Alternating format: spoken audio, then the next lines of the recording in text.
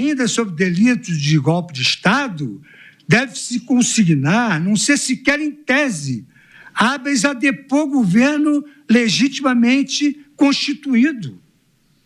Deposição do governo é o que exige a lei. Condutas despidas de um mínimo grau de organização e coordenação, sem a capacidade de eficazmente colocar em risco a continuidade do governo legitimamente constituído. A experiência histórica e a análise empírica dos processos de ruptura institucional demonstram que golpes de Estado não resultam de atos isolados ou de manifestações individuais desprovidas de articulação, mas sim de ação de grupos organizados, dotados de recursos materiais e capacidade estratégica, aptos a enfrentar e substituir o poder incumbente. Formas típicas de instauração de regimes autoritários, como golpes militares efetivamente praticados, insurgências, levantes populares cooptados, imposições estrangeiras, mudanças conduzidas por elites autocráticas ou autogolpes.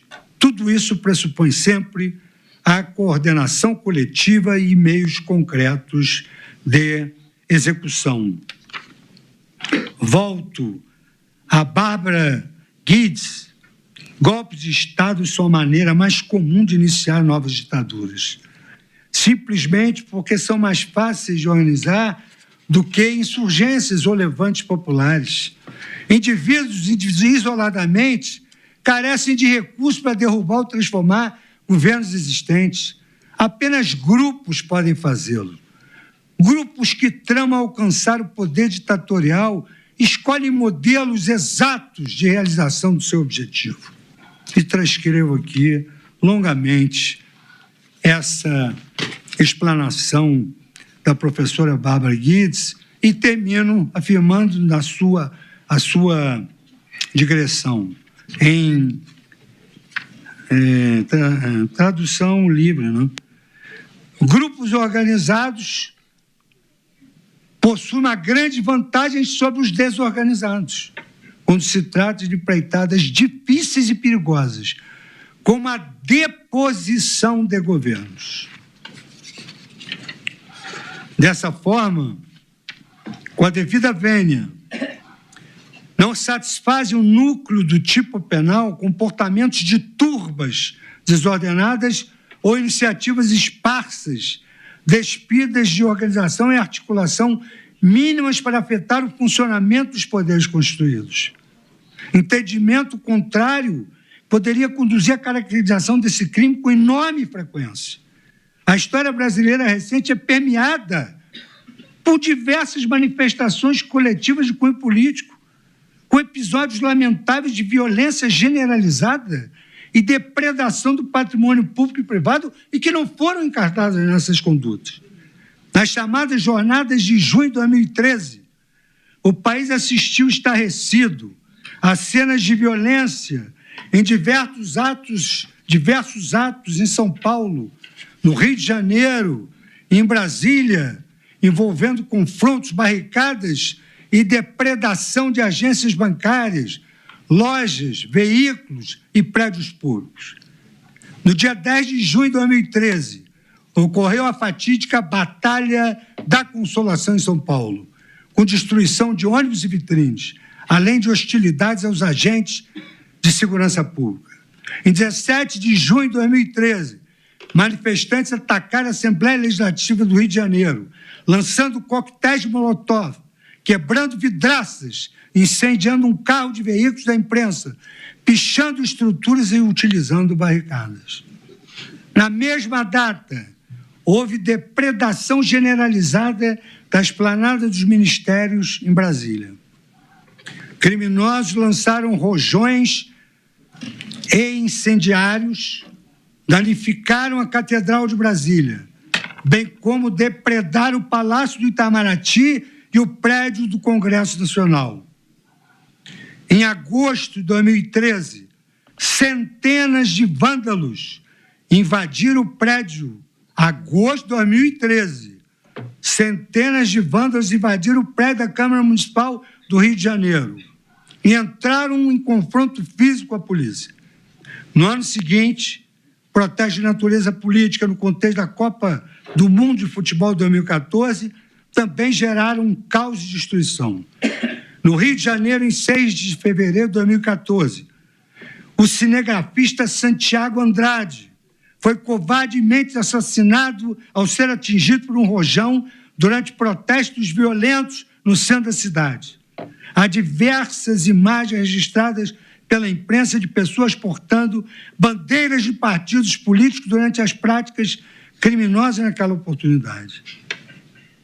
Infelizmente, em maio daquele ano, milhares de pessoas voltaram a praticar episódios de violência na Rua da Consolação, com incêndios, arremessos de pedras, agressões a policiais, depredações de ônibus, lojas, além de bloqueio de rodovias, da rodovia Anhanguera, da Ponte do Socorro e da Avenida Radial Leste, em diferentes pontos da cidade.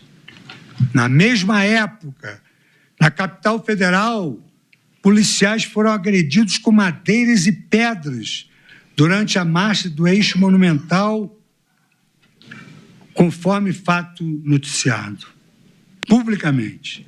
Em 15 de junho de 2014, dia do primeiro jogo do campeonato, delinquentes explodiram bombas caseiras, bloquearam vias públicas, vandalizaram agências bancárias e entraram em confronto com a polícia nas imediações do Maracanã, no estado do Rio de Janeiro. Fatos semelhantes aconteceram no segundo semestre de 2016.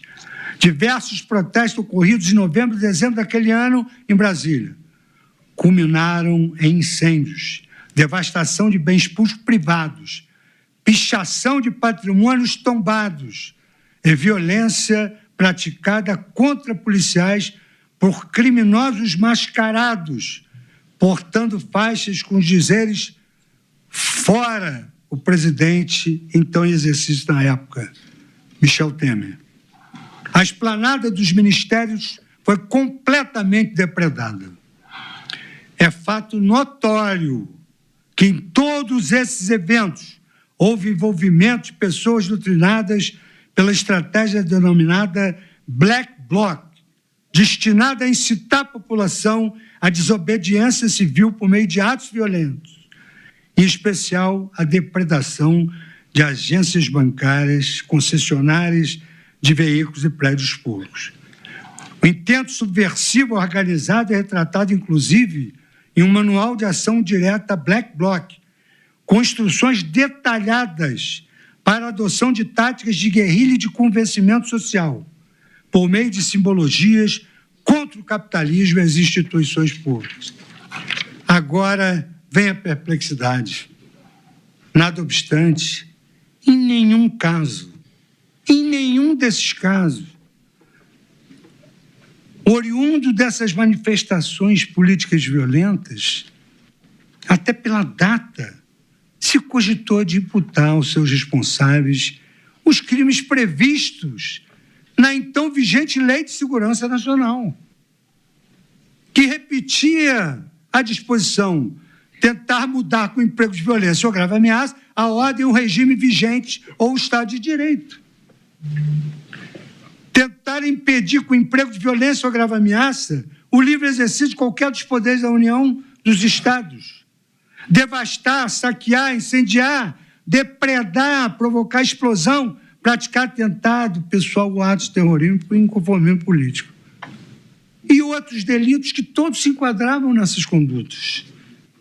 Nas investigações ocorridas no âmbito de São Paulo, as condutas dos Black Blocs foram apuradas à luz do artigo de associação criminosa e milícia privada do Código Penal. Consoante noticiado na imprensa, apenas alguns casos resultaram em condenações criminais em julho de 2015. Como o processo é público, João Antônio Rosa foi condenado em primeira instância por associação criminosa a pena de 1 ano de prisão, convertido em prestação de serviço à comunidade. Já Pierre Ramon Alves de Oliveira filmado atacando o portão da Prefeitura de São Paulo com a grade metálica, foi condenado ao pagamento de multa. Folha de São Paulo. Black blocs ficam isolados e submergem após o auge de junho de 2013. Reportagem de 13 de junho de 2023, às 23 horas e 15 minutos. Por sua vez, a Justiça do Rio de Janeiro condenou em primeira instância 23 participantes dos atos gerados pelos Black blocs. A denúncia apontou a existência de uma organização estruturada, denominada Frente Independente Popular, responsável pelo planejamento e convocação para ataques violentos. Os réus foram considerados em curso no artigo 288 do Código Penal, associação criminosa, e no artigo 244B do Estatuto da Criança e do Adolescente. Corrupção de menores. Todavia, além desta classificação típica irrisória, em sede de recurso, as condenações de todos os 23 réus foram anuladas sob o fundamento da ilicitude da prova, que se lastreou na acusação somente.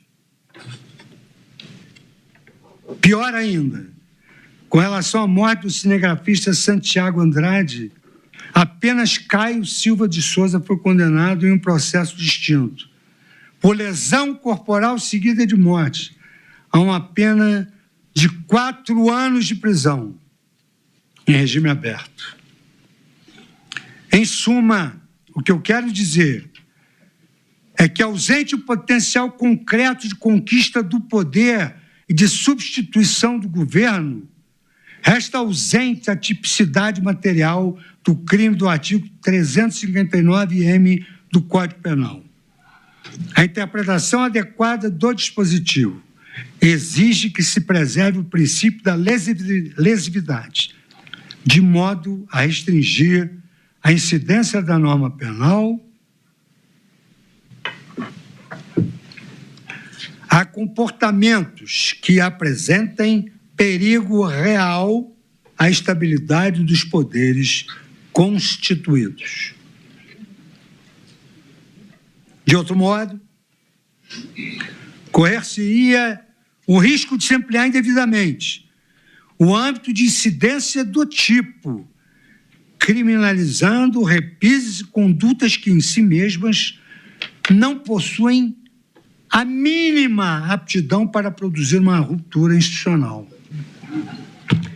É da acusação, naturalmente, um ano de demonstrar detalhadamente a coordenação, a organização e a capacidade de articulação dos indivíduos responsáveis por condutas violentas dolosamente dirigidas à deposição do governo, não havendo clareza sobre a presença do dolo.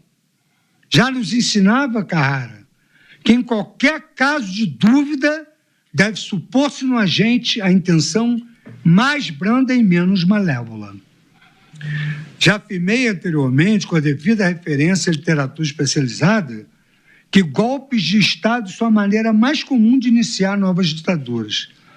Tem-se assim que o golpe de Estado é um meio para a consecução de um regime autocrático, no qual o Estado democrático de direito estará de uma vez por todas abolido. O tipo é abolição. Destarte, o resultado colimado por aquele que tenta depor por meio de violência ou grave ameaça o governo legitimamente construído é o de abolir o Estado democrático de direito, impedindo ou restringindo o exercício dos poderes constitucionais. Claro que isso não significa dizer que não houve nada. Eu estou analisando à luz da figura típica. Ou seja, a conduta descrita no artigo 359-M, golpe de Estado, é um meio para atingimento da finalidade tipificada no 35L, abolição do Estado democrático de direito. Repise-se, o golpe é um meio para a abolição do Estado democrático de direito. Recorde-se o crime do 359L do Código Penal pode configurar-se pela prática de condutas que não são tipificadas pelo artigo 359M do mesmo diploma legal.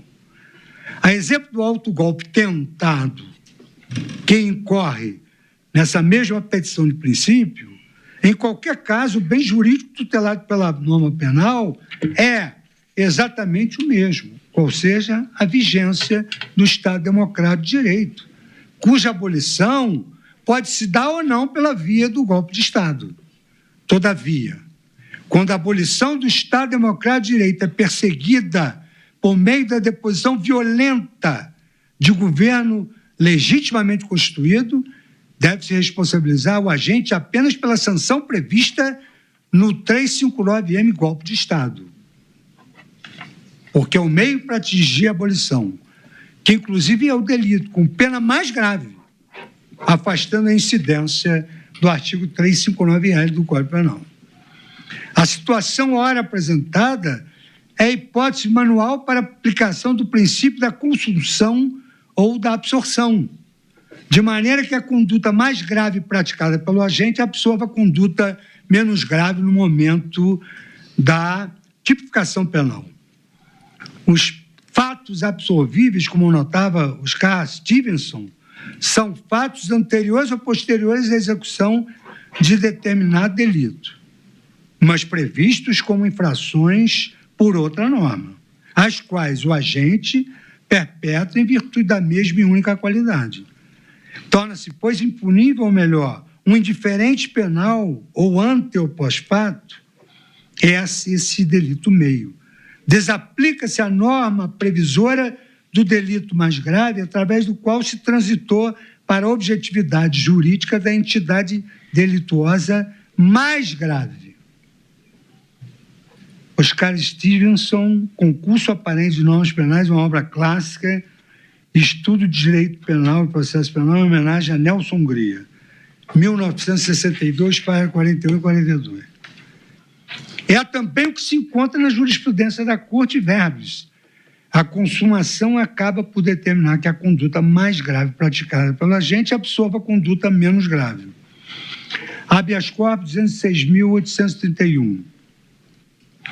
No contexto dos crimes apurados na estação penal, o ministro dessa corte já assentou que são tipos penais diversos, efetivamente, mas penso que se impõe a escolha por um deles. Nesta situação específica a que nós estamos referindo, a tentativa de golpe de Estado, na minha visão, absorve o crime de abolição violenta do Estado Democrático de Direito, também modalidade tentada, AP 1060, Tribunal Pleno, e esse argumento foi um argumento que pela vez primeira surgiu no Pleno, de autoria do professor e ministro Luiz Roberto Barroso, um dos maiores constitucionalistas da era moderna. Cumpre, na sequência, analisar questões comuns aos crimes do artigo 359L e 359M do Código Penal. Ambos os tipos penais em apreço iniciam com o verbo tentar, constituindo crimes de atentado, como aqui já foi dito, de modo que a conduta violenta ou gravemente ameaçadora deve configurar um ato executório dirigido à consecução do resultado criminoso, a saber, a abolição do Estado Democrático de Direito, a deposição do governo legitimamente constituído. Nesse sentido, o artigo 14, inciso 2º do Código Penal dispõe que o crime se diz tentado quando iniciada a execução não se consuma por circunstâncias alheias à vontade do agente.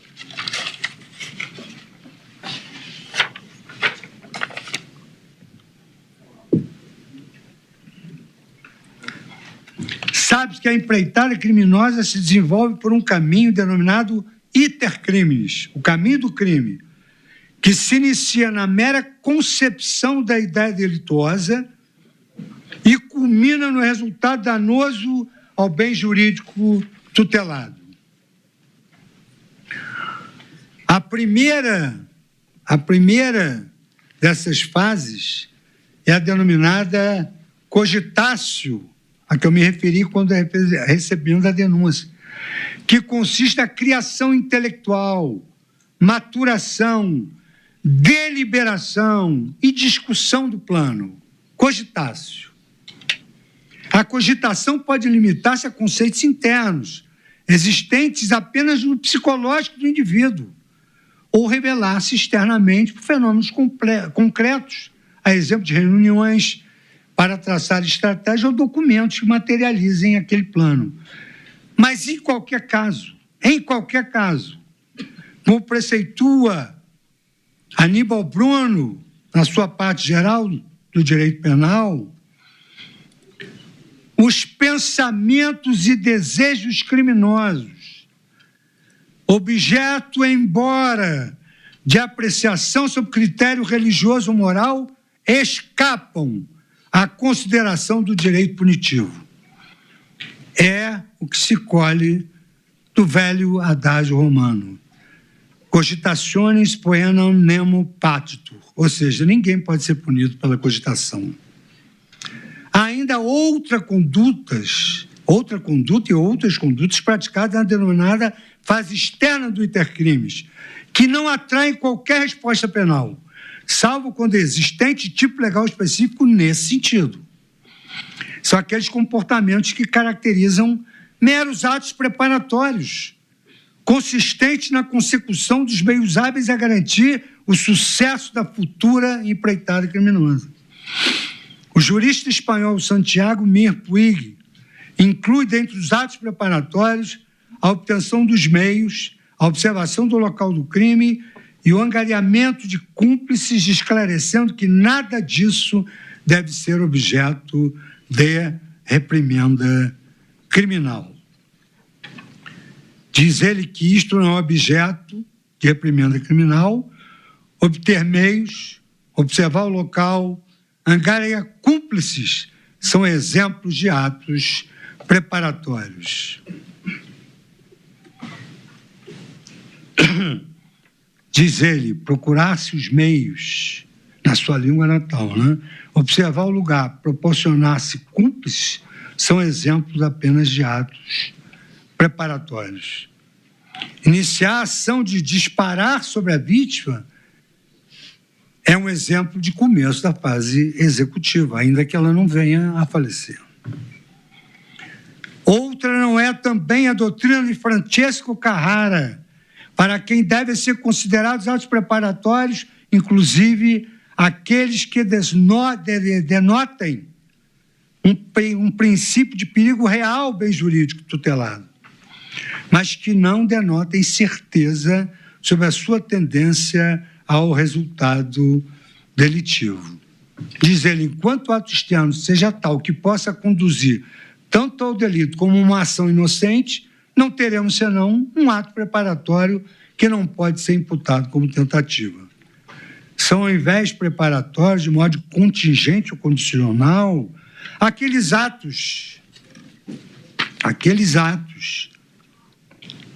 diz Carrara, aqueles atos que, em relação a certo entendimento do agente, teriam a índole de começo de execução do delito e ofereceriam um princípio de perigo atual, mas que, muito frequentemente, se deve considerar como meramente preparatórios pela falta de univocidade, ficando sem punição por não se ter a certeza de que tendessem a um delito. Essas lições são plenamente aplicáveis à realidade brasileira.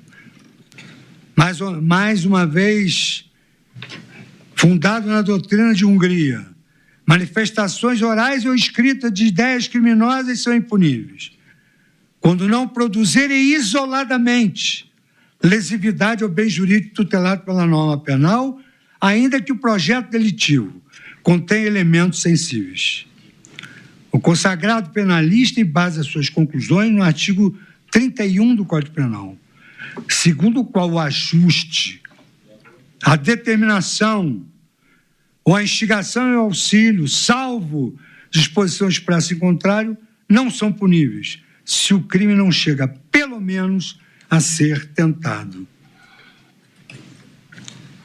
Diz Hungria que, normalmente, o crime apresenta aqueles momentos: cogitação, preparação, meios, execução e consumação. O primeiro constitui a sua fase interna psíquica subjetiva, os restantes a sua fase externa material objetiva. Entre a cogitatio e a consumação, desdobra-se o iter criminis. Mas pode acontecer que este se interrompa, logo de início, não chegando sequer a preparatio mediorum, ou mesmo já começada a execução. Não alcance o momento consumativo. E, neste último caso, diz-se que o crime foi apenas tentado. Ainda quando a vontade de violar a lei penal se anuncie por palavras ou scripts, não pode haver crime, senão se vai além da expressão inócua de um pensamento. A lei só incrimina as manifestações orais ou escritas de ideias quando já de si mesmas criam uma situação de lesividade ou periclitação ao bem jurídico, uma carta infamante dirigida a um ex-adverso. Mesmo quando o simples projeto criminoso, diz Hungria, apresenta elementos sensíveis, a repressão penal, salvo casos excepcionais, abstém-se de intervir, cedendo a passo a meras medidas preventivas de polícia. Via de regra,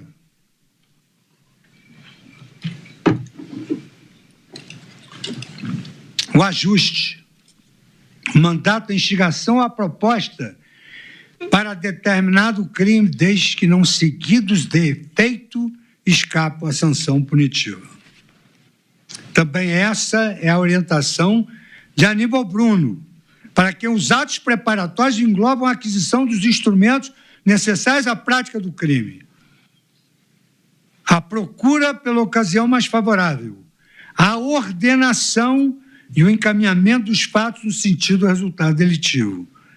Tudo isso escapa à reprimenda penal, como se colhe da passagem de sua obra. A nuda cogitatio é absolutamente impunível.